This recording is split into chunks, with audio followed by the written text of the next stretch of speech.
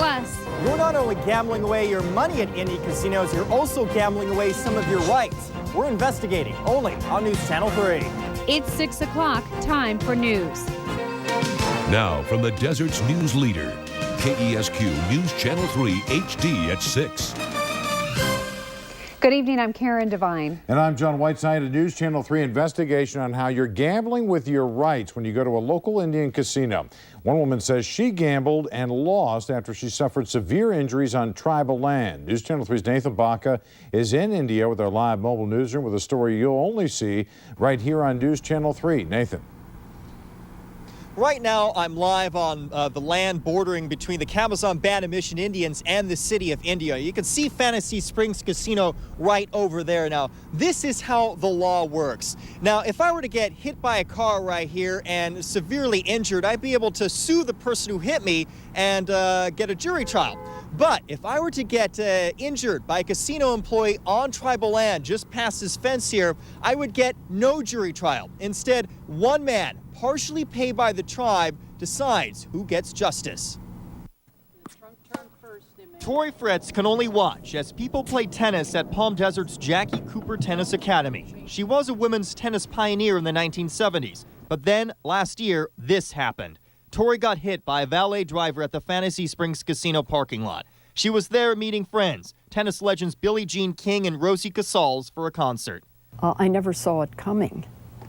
And it was dark, but had I seen a car with the lights in front, I probably could have dodged it, but I never knew what hit me. Now, partially blind and suffering from severe headaches, her tennis coaching career is over. Couldn't see out of my left eye very well at all. In fact, double vision, and I have optic nerve damage, and still not sure whether I'll lose the sight. We went to the Fantasy Springs parking lot with Fretz and her attorney. We have not adjusted the light levels on our camera. This is how dark it is.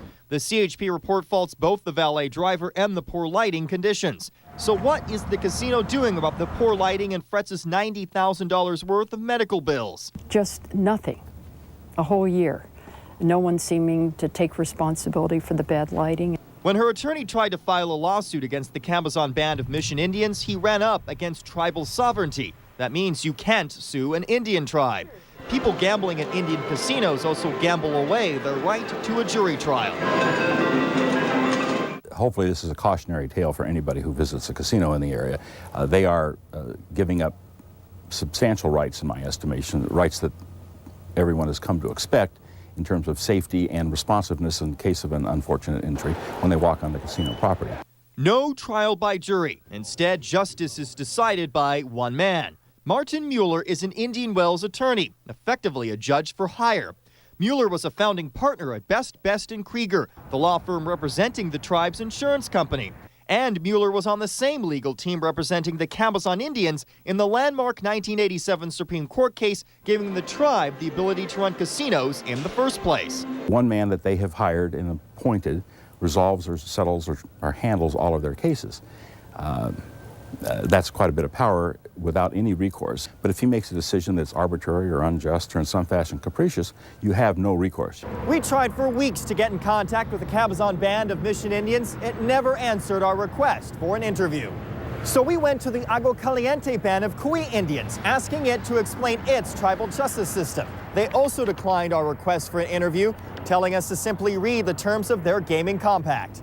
So we went to the Palm Springs office of the Bureau of Indian Affairs to see if they can answer our questions about the legal languages of these tribal compacts. But they told us that there is no local government expert able to answer our questions. Fretz's earning power as a tennis coach may be ruined for life. On balance, this case has an overall value, certainly I think in excess of $1 million. Tribal insurance would cover that amount if the tribal arbitrator agrees with Fretz. Thousands of people walk into Indian casinos every day. Looking back at her year of physical pain, Tori Fretz says these words of warning. It's at your own risk. It's at your own risk. So you better be careful. Now, we have the full emails from Martin Mueller and from the Agua Caliente Indians on our website. That's KESQ.com. And we still have received no word yet from the Cabazon Band of Mission Indians. Reporting live, Nathan Baca, News Channel 3 HD, Indio. Nathan, is it clear that this case would be progressing any faster if it was in a regular civil court? It's not uncommon, certainly, for a case to be unresolved after a year or so. Certainly, and there's certainly in the Riverside County civil court case system, cases can last for a long time. They can go 2-3 years before you can actually get a jury trial. What some local attorneys are saying here in the desert, they're saying that the process to actually go through the claims process to get any sort of justice out of the tribal court system is a lot less known. So there's some delays in that process, and also in trying to just get certain things done. According to some of these attorneys, they're saying it's not as well known as opposed to the civil case system, where it's very clearly known what process you're supposed to go through. Okay, but we don't know. She may end up actually getting an award down the line. She could. And then Certainly. finally, though, the tribes would perhaps make the argument they're their own governments, so shouldn't they be allowed to have their own justice systems as well?